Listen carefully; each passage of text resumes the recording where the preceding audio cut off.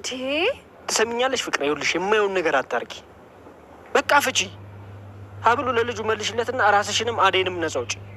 ሀብሉ እኛ ጋር የለም፣ ለምለም ጋር ነው ያለው። ማነሽ ደግሞ ለምለም? ለምለም የኤላ የድሮ ፍቅረኛ፣ የአደይ ደግሞ ሚስጥረኛዋ ናት። እኛ ላይ ጉልበት ግን ከምትጨርስ ሂድና እሷን አናዛት። ትሰሚኛለሽ? ይኸውልሽ እኔ አይመለከተኝም። ሀብሉ ለሁለትሽም ሰጥቼሻለሁ፣ ከራሴ ላይ አውርጃለሁ። ከዚህ በኋላ ሀብሉ ተገኘ አልተገኘ የኔ ጉዳይ አይደለም፣ አያገባኝም። በዚህ ሀብል ጉዳይ ግን ስሜ ሲነሳ ባይ ሁለትሽንም ቆዳሽን ነው የምገፍልሽሽ። እኔ ደግሞ ጥሩ ልብ ያለህ መስሎኝ ነበር። ለካስ ፈሪ ነህ። አዎ ፈሪ ነኝ።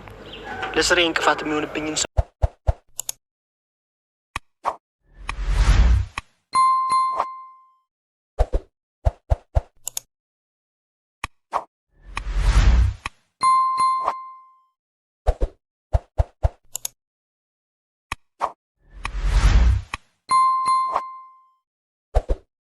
ከፊቴ ጠራርጌ ያስወግዳለሁ። ምክንያቱም አንቺ እንዳልሽው ፈሪ ስለሆንኩ። ቆይ ግን ለምንድን ነው ከእንደዚህ አይነት ሰው ጋር ቆመን የምናወራው? ነይ እንሂድ።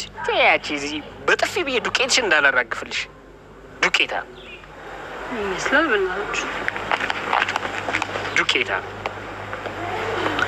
ይኸውልህ ምንም ነገር ቢፈጠር እኔን አሳልፈህ እንድትሰጠኝ አልፈልግም። እንስማማ። ስንት ይበቃል? አሁን ገና ጨዋታውን አመጣሽው። እንስማማለን። እንደዚህ የምትሆኝለትን ፍቅር ትተሽ ግን እንዴት ነው የቤት ሰራተኛ የሆንሽው? አይ አደይ፣ ታሪኩ በጣም ረጅም ነው። እሱ ሌላ ጊዜ እነግርሻለሁ።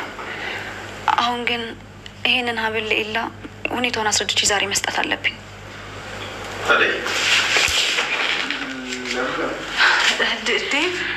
ዴቭ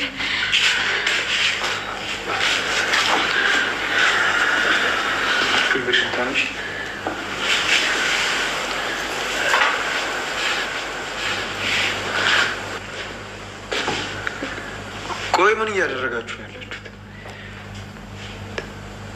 ይህ ሀብል እናንተ ጋር እንዴት ሊሆን ቻለ? ዴቭ እንዳሰብከው አይደለም። ለምለም ጃኬት ውስጥ ሀብሉን እናገኘችውና ለኤላ እንዴት መመለስ እንዳለብን እያወራንበት ነበር። ምንም አልገባኝም። የኤላ ሀብል እናንተ ጋር ምን ያደርጋል?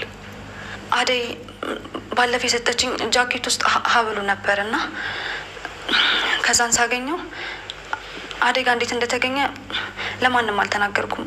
አደይን አሳልፌ ላለመስጠት ነው። እስከ ዛሬ ድረስ እኔ ጋር ነበረ። ምን ማለትሽ ነው አደይ? ስለ ሀብሉ ምንም እንደማታውቂ ነበር የማውቀው። ነገር ግን እንደዛ አይደለም ማለት ነው።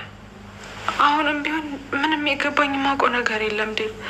ሀብሉ እንዴት ለምለም ጃኬት ውስጥ እንደተገኘ ዴቭ፣ እኔ እውነቴን ነው፣ ምንም ነገር አላውቅም። ለምለም